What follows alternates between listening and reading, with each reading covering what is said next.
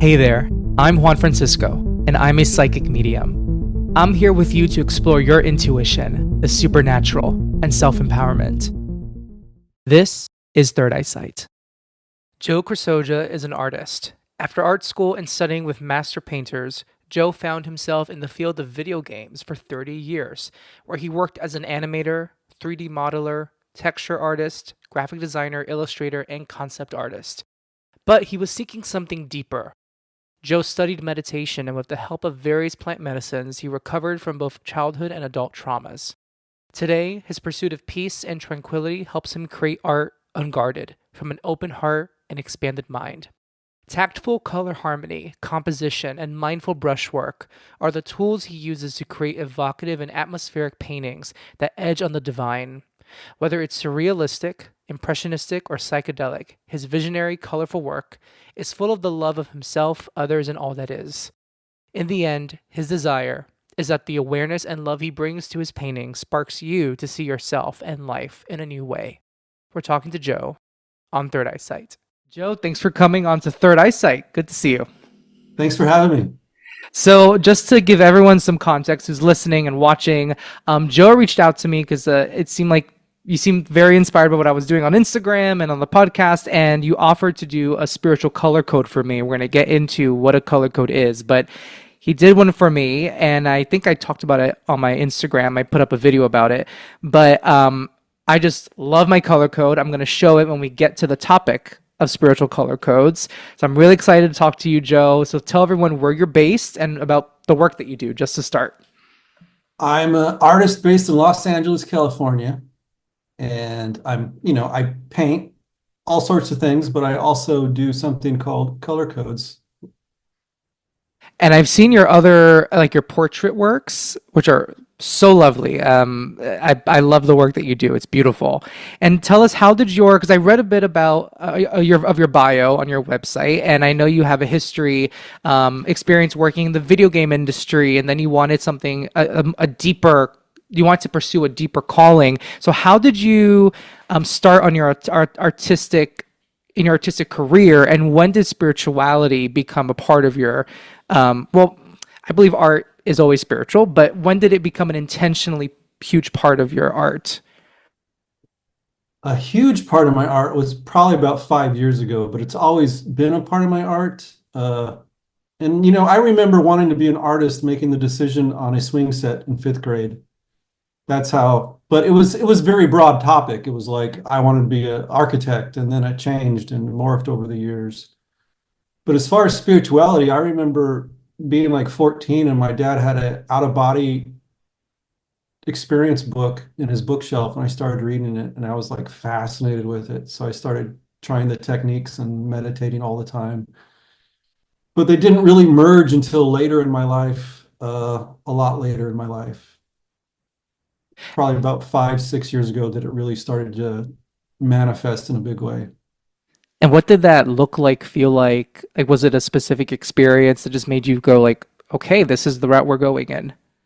Well, it was more of like, it was, since I'm a longtime meditator and I'm really into spirituality, it never really, I guess I felt like, not that I was hiding in the secret, but kind of was, because I come from the, video game field, working in it for 25 years. And, they have a lot of magic and mystical stuff in video games, swords and sorcery and stuff, but my heart was never really into video games.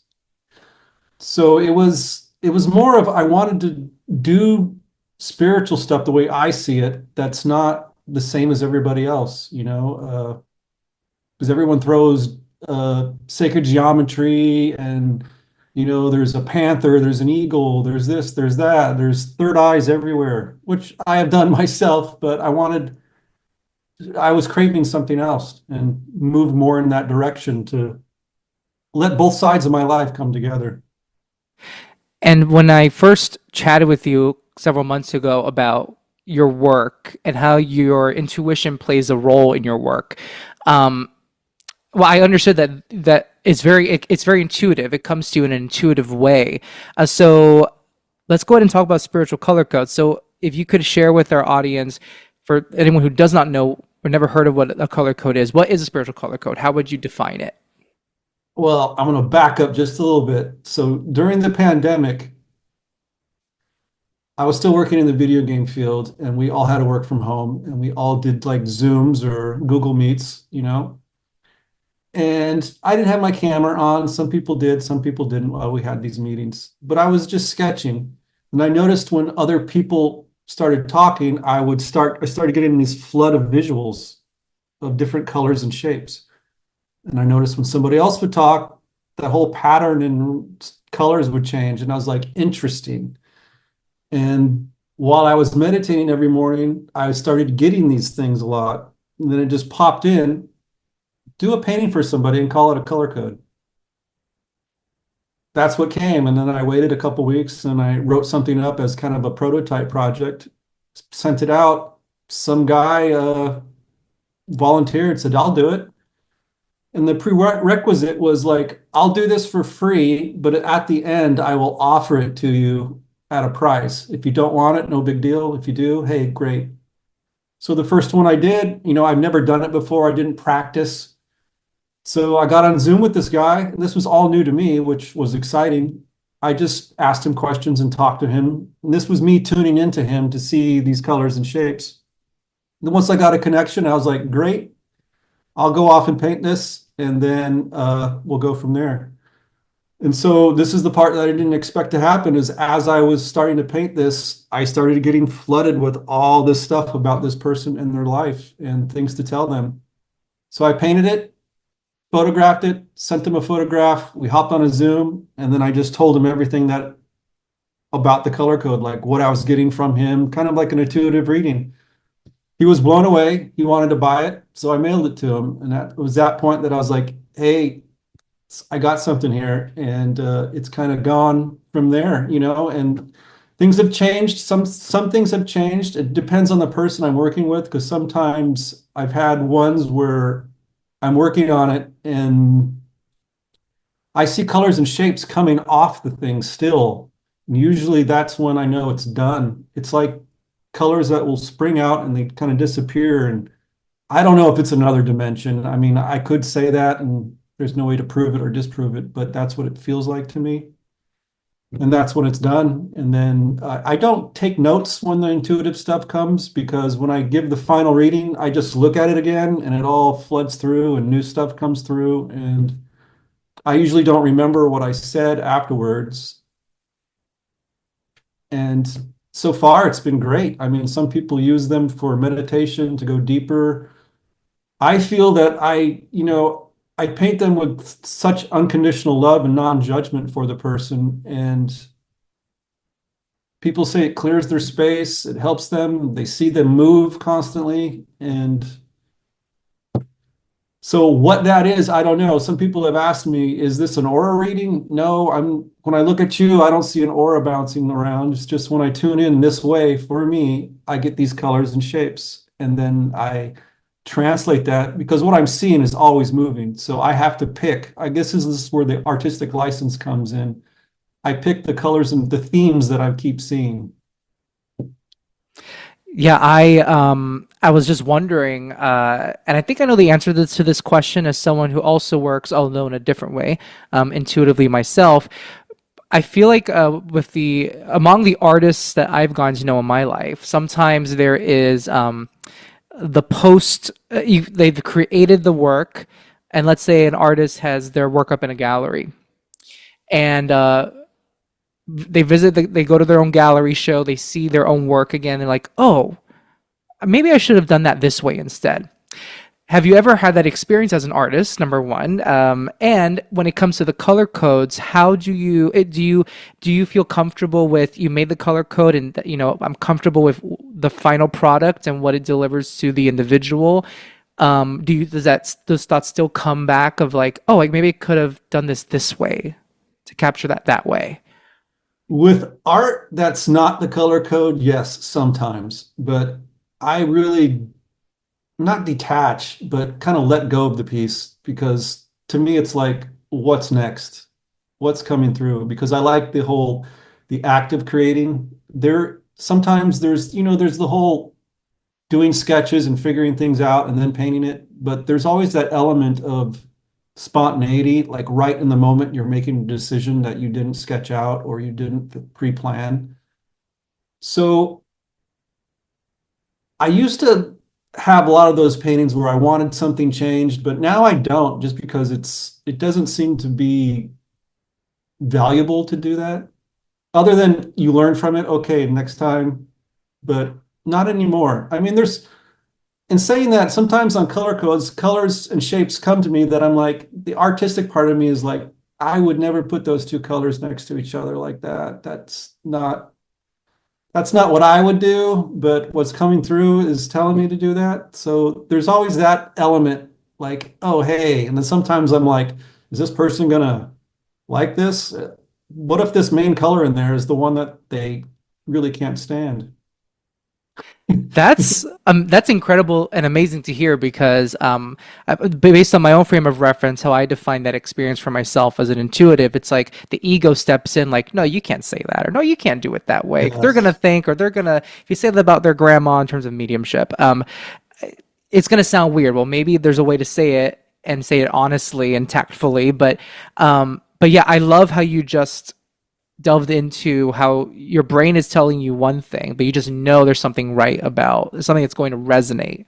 And it sounds like people resonate with what they see, even if it may be uncomfortable, because maybe there's still truth in that, right? Right. Yeah, I've had some similar things where there's been times I don't want to tell a person a certain thing, and then it just keeps gnawing at me. The thought just keeps gnawing at me. Da, da, da, then I say it, and I'm like, oh, because it's hard for me to get out sometimes because I'll get emotional about it if it's there's a lot of resistance in me to say it. And of course, there's been some things I haven't said that came through just because I didn't think it was my place to say. I'm gonna show people what my color code looks like, and I hope the glare. Oh, here we go. Not too bad of a glare. Well, we see you, your reflection, but there it is. Um, Ooh, yeah, the glare is not great, but there is actually a still image. There we go. On my Instagram of this color code that people can see. And when I first opened this, um, I think I told you this the day I got it. Oh, the day I got it, just hit a key on my computer.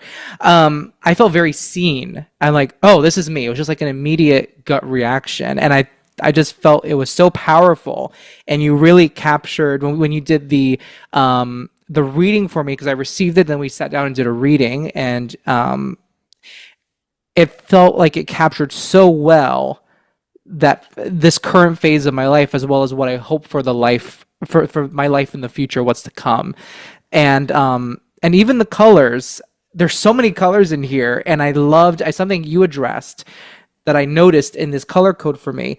My color code is the dark and the light, and that duality, and so it just captured so well. I felt seen looking at this color code and really studying it. It's one of my favorite things I've received from somebody. So just thank you so much for that. And what Thank are you. some things that obviously, like you provided me with a frame, and I have it up actually where my crystals are.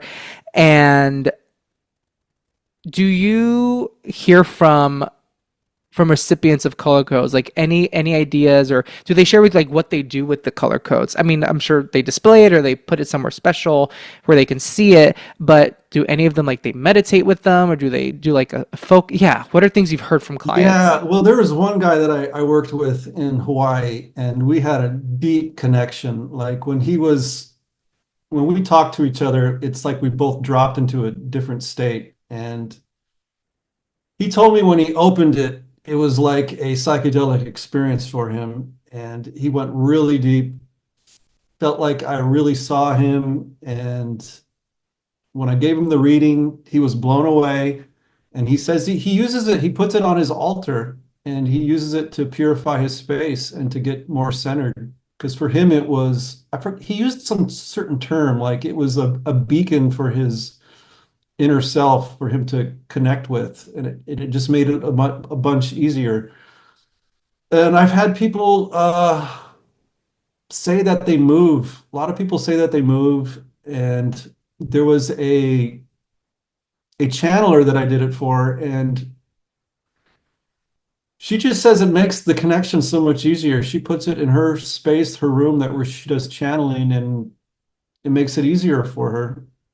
Other people just say that it has a lot of personal meaning to them, and it means so much to them because of the things I've said or maybe didn't say and hinted at. So a lot of people do use it for meditation. Other people just use it for like a frame of reference of all the good that they truly are deep inside without all the conditioning. And when you said that some say they see it move, that they see like the colors move, the shapes, the formation, they see it, the Yeah, painting they see moving, it kind right? of wiggling. That's so cool. That's so cool. And I mean, mine, I see the motion in mine. Just, I mean, I'm not seeing things move in mine, but I can just feel. I think even as a medium, I tend to feel things more than I see them as it is. And when I look at mine, I can feel the motion. Like I'm taking on, like I'm in a car ride. I can feel it turning right and left. And yeah, it's incredible what you've put into my color code and what you interpreted. Um, and I find the story about that gentleman who puts it on his altar and sees it as like as a beacon, as um when I think of an altar and something on an altar, I think of like looking up to something, or praying to something, and these color codes represent us. And it's like Yes. we're praying, we're looking up to our highest self, but even highest self, but as well as all the things that capture who we are, the parts that we think are the shadow, the dark parts, the parts that are the parts that we love a lot, like all of that in one painting, and looking up to that is like coming back to ourselves. I find that really beautiful that he uses his that way. um what is I have my last question here that you saw on the list of questions I sent you. It has a negative skew to it, so I'm going to put a positive spin to it. I'm going to ask question A, question B, because the question I have here, it's what is a misconception about your work as an artist that you would like to address? And also I want to ask you after that, like for an artist who wants to incorporate more of their spiritual practice into their craft, where can they start? What can they do? So let's tackle first, like what is a misconception about what you do that you often hear that you would like to say, like clear the air on? Well, the first thing that pops in is when I do a color code, just I'm just strictly speaking color codes and the art is people usually have a whoa negative connotation when I put black in there. That is the biggest one because I get that all the time. When anybody see black dots or black something in there, they're like, whoa, this is dark. And black doesn't necessarily mean dark and bad. It means certain things in certain context with each color code, but the majority of it is the void. It's the space where you don't have identity. It's like you have no identity and you're nothing and everything all at once. So you have nothing to grab onto. And that scares people. Most people think that that's the negative, but it's not. It's in some instances it can be absolutely beautiful, and in other instances it's not dark, I would say, but it's black. It's it's probing. Sometimes it's probing into your shadows. It's a conduit for growth, usually. Because if it was just all white and rainbows and unicorns, where's the growth? There is none. You're just basking in glorious bliss. Well, that's gonna, you need some contrast somewhere in life. Am I right that the color black is actually the combination of all colors, or is it white? It's white as far as the Okay, it's spectrum can white. go. The right. Okay, so it's white. So then it's like, yeah, if I were to, and thank you for what you just shared, because when I look at the color black, I think there's obviously those preconceptions about what the color black means on the color spectrum to people in different cultures. Um, but it's like I see opportunity there, Yes. yeah, opportunity. It's not void. It could be to some, maybe void of something, depending on the interpretation. But for me personally, it's like I see opportunity, and And it's good to have that contrast, like you said. It's healthy. Um, and then, so if an artist wants to start incorporating or integrating their spiritual practice more with their art form, what would you recommend as a beginning steps or first step to doing that? And of course, there's so many different media rather, some various media out there of art. Yeah, what would you recommend to somebody? Wow, that's a loaded question. I will relate what I do and how I got there is when you draw, paint, or whatever creative act you're doing, try to not at least once or twice, because I know people always want to look at reference and or they don't, but try to be completely present with one brushstroke or one stroke of the pencil or one stroke of the pastel, whatever. Then after the first one, do it again and again, and pretty soon you'll be super present. And what you may find is you will actually watch yourself do the art.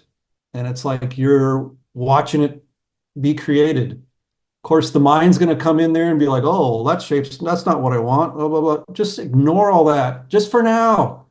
Just give yourself 20 minutes just to do a piece of art that you could say is just going to be junk or it's practice. But just put in the time to be completely present with it. That would be the biggest thing I would say, and just allow what to happen to happen. Don't try to force, chase, or grab at something to happen. Let what happens happens, and just be completely present. Be really there, right there. You don't want to change anything. You're just being in the experience. I love that. And I recently had a reading with a client where I felt like Spirit was telling them to do more creative work, but without the pressure of like not expecting to make money off of what you're working on, just like do it for the sake of doing it, and without any pressure on what the result's going to be or who's going to see it, who's going to want to see it.